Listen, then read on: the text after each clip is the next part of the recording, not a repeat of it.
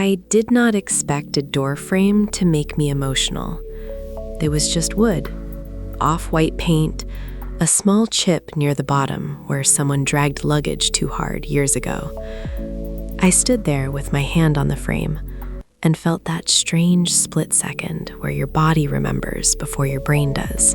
The room was exactly where I left it, but I was not exactly who left. You know that feeling? Walking back into a place that used to define you and realizing you no longer fit inside it the same way. The bed was still pushed against the same wall. The window still looked out over the same parking lot with the same crooked streetlight. Even the radiator still made that faint metal click every few minutes, as if time had been looping quietly in here while I was out there trying to become someone else. For years, I told myself I was done with this room, done with this chapter, done with that version of me. But when I stepped inside, the past did not hit like a wave. It arrived like dust in sunlight.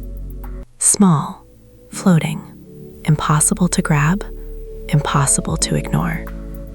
I used to think growth looked like never looking back. Now I think growth might be something softer. Looking back without moving back in.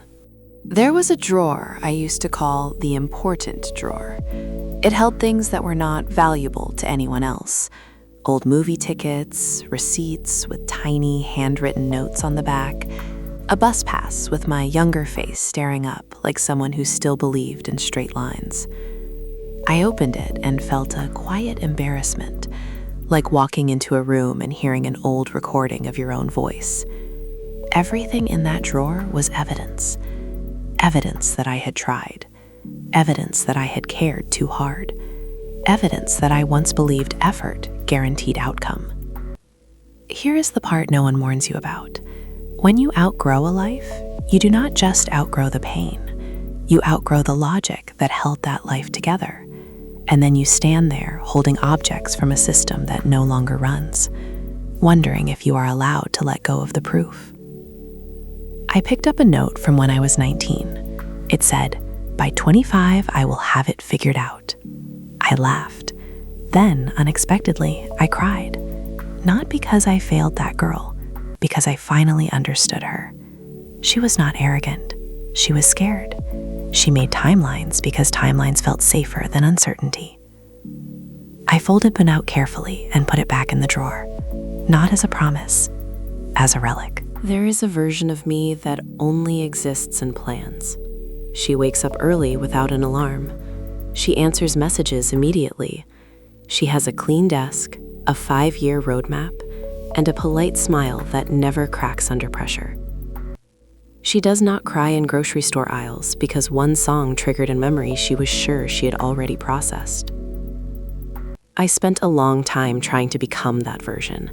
I thought discipline would get me there. I thought if I organized enough, optimized enough, performed competence hard enough, eventually she would become real. She did not. What became real was someone messier and more honest, someone who forgets to buy toothpaste and remembers strangers' pain, someone who can hold a room professionally and then sit in her parked car for 10 quiet minutes before going upstairs, someone still learning that worth is not measured by clean execution. When I stood in this old room, I realized something brutal and kind at the same time. I did not fail the blueprint. The blueprint was never a person. It was a coping mechanism. Outgrowing that blueprint felt like failure at first. Now it feels like oxygen. Nostalgia is a skilled editor. It trims the awkward pauses. It color corrects the loneliness. It adds a soundtrack where there used to be silence. In my memory, this room was a sanctuary, a place where I wrote and healed and became myself. In reality, this room also held panic attacks, unfinished emails, and nights where I stared at the ceiling, bargaining with a future that would not negotiate. Both are true. I think maturity is not choosing one version over the other. It is allowing multiple truths to sit at the same table without forcing them to agree. Yes, I was hopeful here. Yes, I was lonely here. Yes, I made good decisions here. Yes, I made expensive mistakes here. A room can be both cradle and cage, depending on who you are inside it. When we say, I miss who I was, sometimes what we mean is, I miss how simple the story felt before I knew more. But knowing more is not a curse. It is weight training for the soul. Every room has a shame shelf. Maybe literal, maybe emotional. Mine used to be the top shelf of the closet. You had to stand on a chair to reach it, which felt appropriate because shame always requires effort to maintain. Up there lived the things I could not reconcile. A half-finished course I swore would change my career, a notebook of business ideas that never left the page, gifts from people I no longer speak to but could not yet discard. I used to call that shelf proof of inconsistency. Now I call it proof of attempt. Listen carefully. Unfinished does not mean fake. It means life interrupted the plan. That is not moral failure. That is being human in a moving world. The old me weaponized unfinished things against herself. The current me is trying a different relationship to evidence. I took the shelf down one box at a time. I did not do a dramatic purge. I did not film a new era montage. I just sorted quietly. Keep, release, not yet. Sometimes professionalism is that simple. A good system for emotional inventory. I used to think healing required me to reject who I used to be. Now I think healing asks for something harder. Gratitude without reenactment. The old version of me over-explained everything. She apologized preemptively. She kept conversations smooth even when her own needs were on fire. That strategy kept her safe in rooms where conflict felt dangerous. It also kept her small. I used to resent her for that. Then one day I realized she was not weak. She was adaptive. She built armor from politeness because it was the metal available. I do not wear that armor now, but I do not mock the person who needed it. If you are outgrowing your old defenses, maybe start there. Not with self-critique, with acknowledgement. Thank you for protecting me when I did not know another way. Then add the second sentence. You can rest now. That sentence changed my life more than any productivity hack ever did. There is a difference between leaving and exiling yourself. For years, I treated change like witness protection. New city, new routines, new circle, no references to old chapters. I thought that was strength. It was mostly fear. I was afraid that if I revisited old ground, I would regress. Afraid one familiar smell would collapse all the distance I had built. Afraid growth was fragile. But real growth is not that fragile. You can revisit old places without signing a lease there.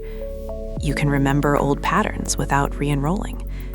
You can honor what shaped you without handing it your future. That realization felt professional to me in the deepest sense. Not career professional, life professional. An adult operating system upgrade. No grand declarations, just cleaner boundaries. I can visit. I do not have to move back in. I came home after visiting the old room and noticed my current apartment differently. The desk was cluttered. The sink had 2 cups in it. There was laundry on a chair, a half-read book on the floor, and a plant by the window that was somehow still alive despite my inconsistent care schedule. Nothing about it looked aspirational. Everything about it looked mine. That night, I did not redesign my life. I made tea. I cleared one corner of the desk. I wrote a list called Current Truth instead of Future Goals. It said, I need more sleep.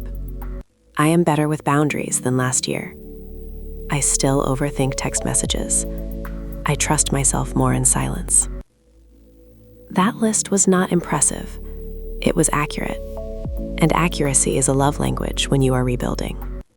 I went back one last time the next weekend. I brought 2 bags, one for things to keep, one for things to release. I kept one object, a plain notebook with messy pages and unfinished thoughts. Not because it was complete, because it was honest. I released the old timeline note, not with drama. I did not burn it. I did not photograph it for symbolic closure. I just folded it, placed it in recycling, and stood still for a minute while my body caught up to the decision. Sometimes release is not emotional fireworks. Sometimes it is admin. Name the file, archive it, move on. I am convinced that emotional maturity and operational clarity are cousins. One thing kept, one thing released. That ratio felt sustainable. The old room still exists. Someone else will probably sleep there one day. They will put their own books on the shelf, their own fears in the drawer, their own future on the wall in sticky notes and deadlines. That is how rooms work. They hold whoever arrives. And this is how growth works. It lets you arrive somewhere new without pretending you are never anywhere else. If you are standing at the edge of an old chapter right now, I do not need you to force closure tonight. I only want to offer one gentle sentence. You are allowed to outgrow spaces that once saved you. That is not betrayal. That is continuation. The room can stay the same. You do not have to.